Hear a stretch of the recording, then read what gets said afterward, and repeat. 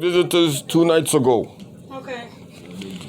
And what they did was they knocked at my door without any type of prior notification. So there were 2 agents who came to my house from the Secret Service. So they first said that, they show me the badge, we need to talk to you. So why would the Secret Service need to talk to me? So, the Secret Service, usually they guard the president, they run with his limousine and all that stuff. That's Secret Service. So they said that, I said, okay, hold on. So I went inside, I tried to find a chair, came back out with it. And so they said, first of all, what is your name? You came all the way to my house calling me out. You don't know my name? Seriously? Does that make sense? Makes it seem as if you're not Secret Service anymore. Secret Service has to have, you understand, ability to get the information, right? And then they asked me silly questions like, where are you from and where have you traveled in the world? See, I've been to so many countries I don't remember. Oh my goodness. But you can look at my travel itineraries for all this time that I traveled. Right? Yes. You're Secret Service. You have a database. You can find out how many times I went out of the country. Why do you come here to ask me this? So I'm just waiting for them, to give me as much as I need in order to ask them now, why is it that you come to my house? So the next question, they said, you speak Arabic really good. I said, wait a minute. I said, I speak Quran. I'm a Quranic reciter by profession. I teach Quran. And, that Arabic, I'm doing abstracts, but that's it. I don't understand all these different dialects you have around the world. Just make sure we understand that. So then they say that, when you say that, well, who do you work for?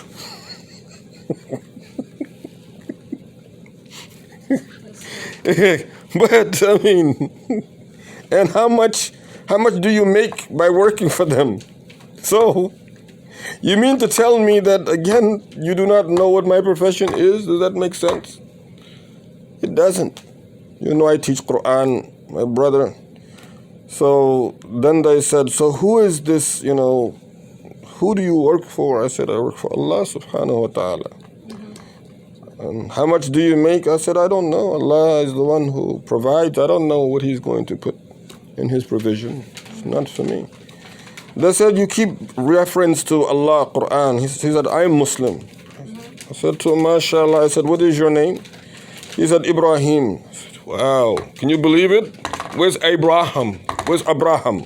Abraham is a way to pronounce his name, There was a, but that was earlier. But anyway, so he says that,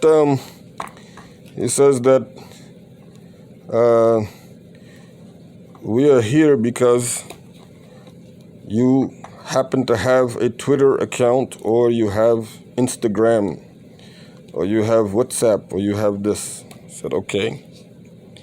And Ibrahim is the one now that I'm talking to.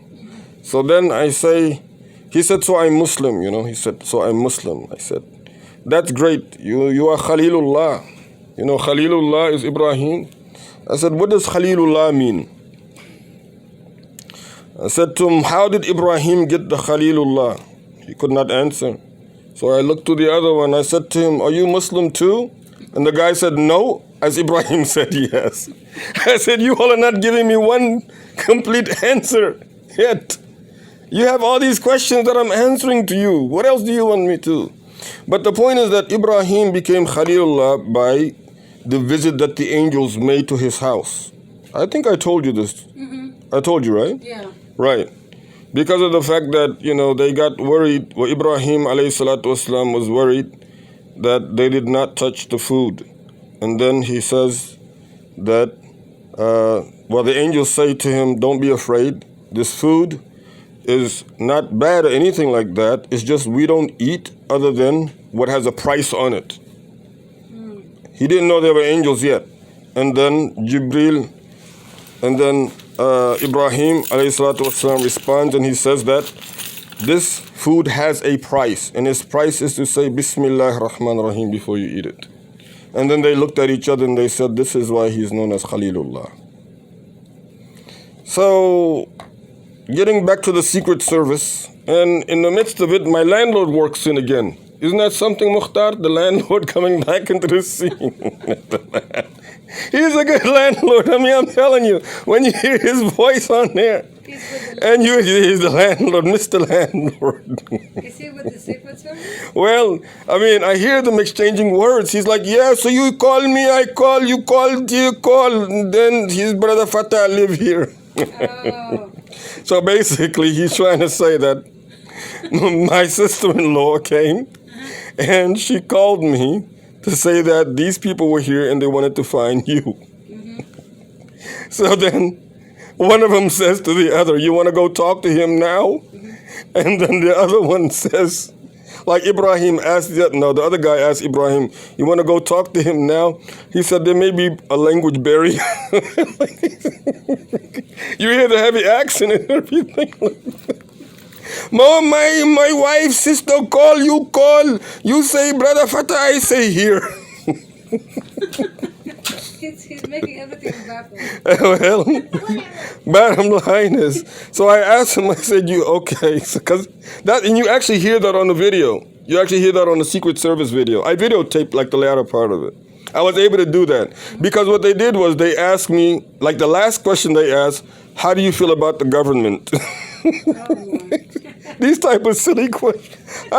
So I had to get my videotape on that. That one I had to give them. So that's the one that you hear talking about. Yeah, I said, I'll be right back. I grabbed my phone. And I had to give them like a political revival. Like, I didn't vote for Donald Trump, if that's what you all are thinking. I mean, is that really why you all are here? Like, what exactly do you want? Like, I mean, it's always something. And of course, before that, you know, my brother, rahimahullah, my first student of Quran, he passed away, you know. That when I gave him, you know, the very first letters, all the way into the surahs, that boy, he was shot. The same, like, when I buried my brother on Saturday, that thing was done to him, like that weekend. So that weekend? Yeah, same weekend that we buried Isa, rahimahullah. This guy was shot. He was only 21, young boy. Very young boy. So He got shot? he got shot in the head. He got shot in the head. I think this was in like the D.C. area. It was, oh my Lord, yeah, it's not good. I mean, our youngsters, like, we really do have to give them the entertainment of the Quran. The Quran is full of entertainment. I mean, when I grabbed my camera and I started... They didn't run away.